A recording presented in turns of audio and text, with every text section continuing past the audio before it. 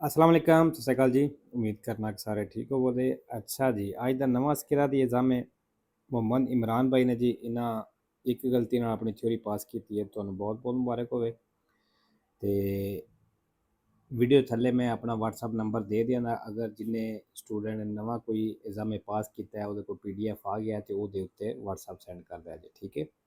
बाकी जी स्किदा अपलोड करने का मकसद ये होंदा है, सिर्फ ये नहीं कि स्किदा पढ़ना है। कोशिश करया करो विचों नोट करया करो।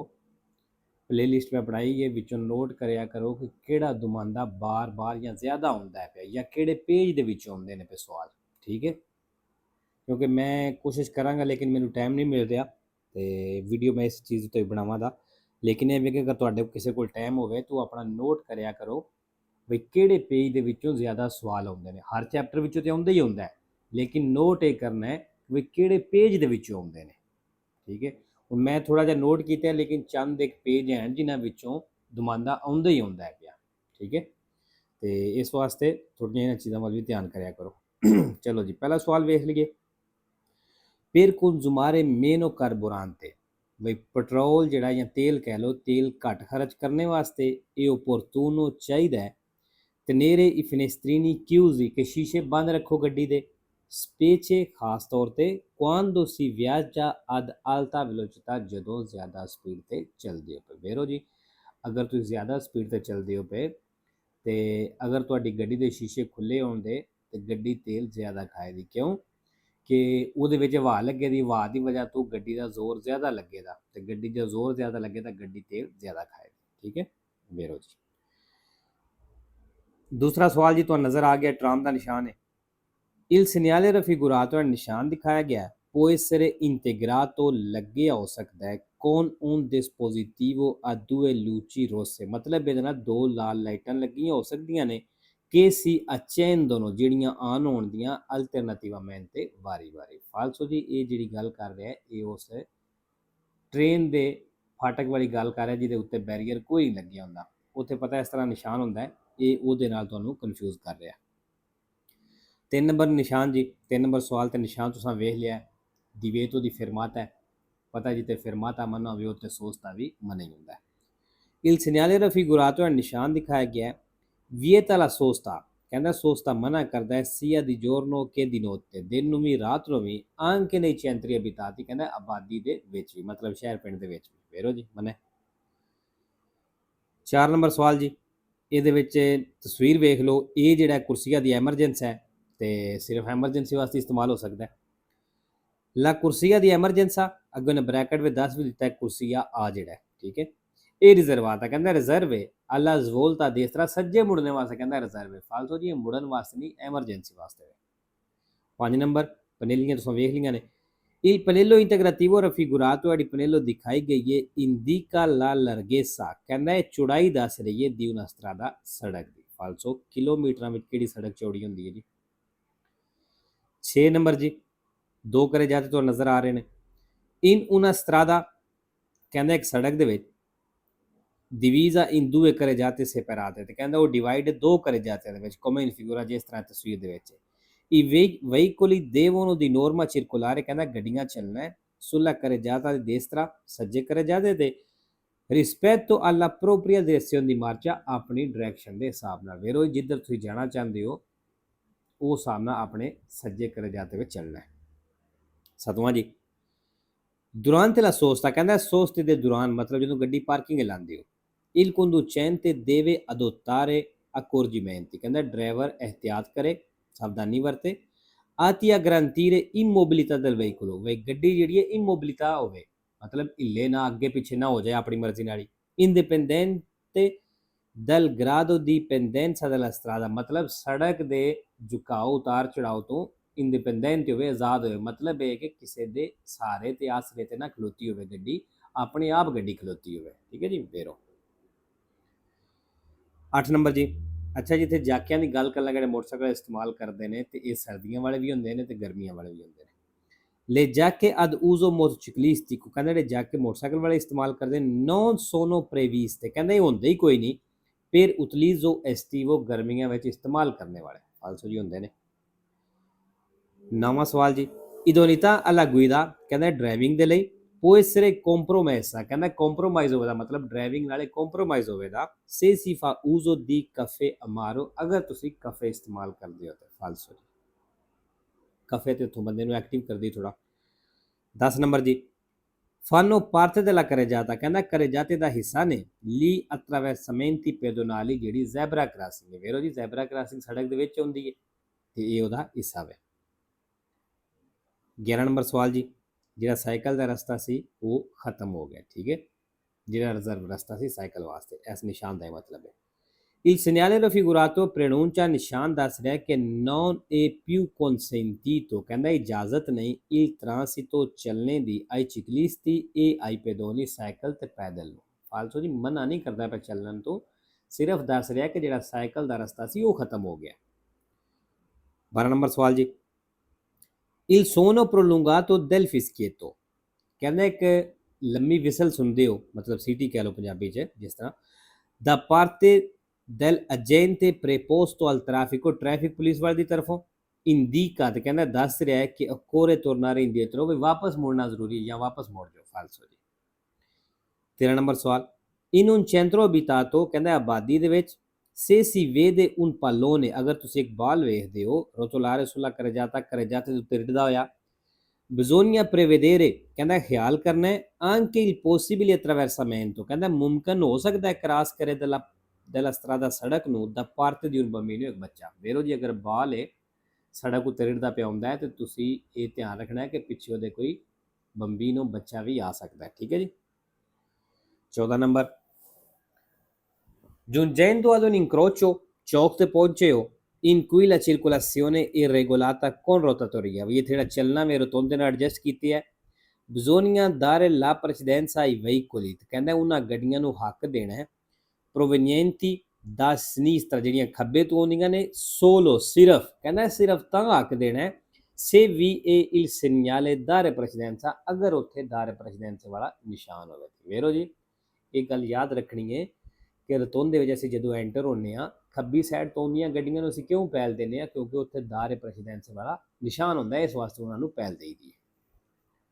15 ਨੰਬਰ ਜੀ ਅੱਛਾ ਜੀ ਅੱਗੇ ਵੀ ਦੱਸਿਆ ਸੀ ਸਿਲੇਬਸ ਵਿੱਚ ਬੜੀ ਵਾਰੀ ਦੱਸਿਆ ਹੈ ਕਿ ਕੁਰਸੀਆਂ ਦੀ ਐਕਸਲਰੇਸ਼ਨ ਹੋਵੇ ਜਿਸ ਤਰ੍ਹਾਂ ਠੀਕ ਹੈ ਰਾਂਪੇ ਚੜਾਈ ਵਗੈਰਾ ਹੋਵੇ ਤੇ ਉੱਥੇ ਸੋਸਤਾ ਫਿਰਮਾਤਾ ਕਰਨਾ ਮਨਾ ਹੁੰਦਾ ਹੈ ਨਾਰਮਲ ਹਾਲਾਤ ਦੇ ਵਿੱਚ ਲੇਕਿਨ ਐਮਰਜੈਂਸੀ ਵਿੱਚ ਕਰ ਸਕਦੇ ਹੋ ਅਗਰ ਡਰਾਈਵਰ ਬਿਮਾਰ ਹੋ ਗਿਆ ਪੈਸੇਂਜਰ ਬਿਮਾਰ ਹੋ ਗਿਆ ਜਾਂ ਗੱਡੀ ਖਰਾਬ ਹੋ ਗਈ ਹੈ ਇਹ ਐਮਰਜੈਂਸੀ ਵਿੱਚ ਆ ਗਿਆ ਤੇ ਐਮਰਜੈਂਸੀ ਵਿੱਚ ਕਰ ਸਕਦੇ ਹੋ sulla carreggiata sulle rampe e sugli svincoli delle autostrade è consentito sostare ਕਹਿੰਦੇ ਇੱਥੇ ਸੋਸਤਾ ਕਰਨ ਦੀ ਇਜਾਜ਼ਤ ਹੈ solo in situazioni di emergenza ਕਿ ਸਿਰਫ ਕਹਿੰਦਾ ਐਮਰਜੈਂਸੀ ਦੇ ਵਿੱਚ dovuti a malessere del conducente ਵੀ ਡਰਾਈਵਰ ਜਿਹੜਾ ਮਾਲੇਸਰੇ ਹੋ ਗਿਆ ਬਿਮਾਰ ਹੋ ਗਿਆ ਉਹਦੇ passeggeri ਜਾਂ ਪੈਸੇਂਜਰ ਬਿਮਾਰ ਹੋ ਗਿਆ oppure ਭਾਵੇਂ ad inefficienza del veicolo ਭਾਵੇਂ ਕਹਿੰਦਾ inefficienza del veicolo ਹੋ ਗਈ ਮਤਲਬ ਗੱਡੀ ਨਕਾਰਾ ਹੋ ਗਈ ਖਰਾਬ ਹੋ ਗਈ ਵੇਰੋ ਜੀ 16 la patente di categoria A2 ਕਹਿੰਦਾ A2 ਲਾਇਸੈਂਸ ਜਿਹੜਾ ਹੈ